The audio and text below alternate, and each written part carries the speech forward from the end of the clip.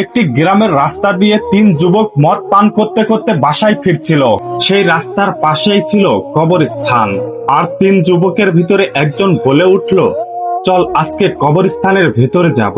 এরপর তিন যুবকই কবরস্থানের ভিতরে প্রবেশ করে এবং একটি বিকট আওয়াজ শুনে দুই যুবক ওখান থেকে দৌড়িয়ে চলে আসে। এক যুবক থেকে যায় এবং সেই যুবকটি কবরস্থানের ভেতরেই ঘোরাফেরা করতে থাকে। এরপর সেই যুবক ছেলেটা হঠাৎ করে শুনতে পায় একটি শিয়ালের আওয়াজ। তখনই সেই ছেলেটার বুকের ভিতরে একটু কেঁপে ওঠে। এরপরে সেই যুবকটি পিছন দিকে তাকিয়ে দেখে কেউ নাই। হঠাৎ করে ছেলেটি অনুভব করতে থাকে সেই যুবক ছেলেটির ঘাড়ে কে যেন হাত দিয়েছে। ছেলেটা ভয়ে কাঁপতে শুরু করে। এরপরে এলোমেলো দৌড়তে শুরু করে। হঠাৎ করে একটি পুরাতন কবরস্থানের ভেতরেই ভেঙে পড়ে যায়। সেই যুবক ছেলেটা কবরের ভেতরেই রয়েছে। সেই যুবকটা এবার কবরের ভেতরেই দেখতে পায় তার মতনই একটি যুবক ছেলে। অনেক আগেই সেই যুবকটা মারা গেছে এবং অবিরাম তার পেট দিয়ে মদ বের হচ্ছিল এবং সে জিজ্ঞেস করে, আপনার পেট দিয়ে কেন এত মদ বের হচ্ছে? তখন সেই মৃত যুবকটাও বলতে থাকে, তোমার মতনই আমি একদিন সুস্থ ছিলাম, ভালো ছিলাম, জীবিত ছিলাম। আর আমি খারাপ নেশা করতাম, মেয়েদের সাথে অশ্লীল ভাবে চলাফেরা করতাম। আর সেই জন্যই আমাকে আমার পাপের শাস্তি পেতে হচ্ছে।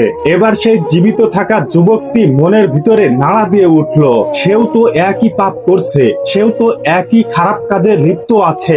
যুবকটি মনে মনে ভাবতে থাকলো, আমিও যখন মারা যাব একই ঘটনা কি আমার সাথেও ঘটবে?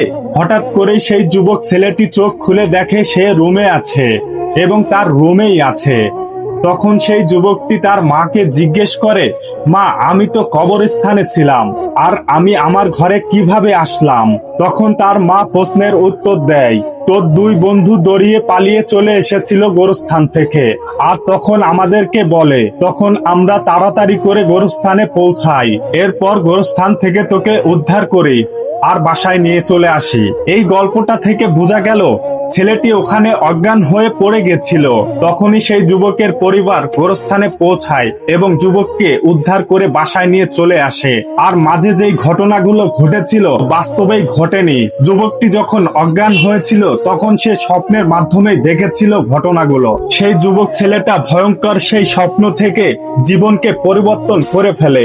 সে আল্লাহর রাস্তায় ফিরে আসে, 5 ওয়াক্ত নামাজ পড়ে, দিনের পথে চলে। এই ভিডিওটা বাস্তব কিনা আমি জানি না, তবুও আমাদেরকে ভয়ঙ্কর একটি শিক্ষা দিয়ে যায়। যে যেমন কর্ম করবে, পাপ করবে, তার ফল তাকে পেতেই হবে। আর সেই জন্যই আসুন নেশা পানি ছাড়ি, ভালো পথে চলি।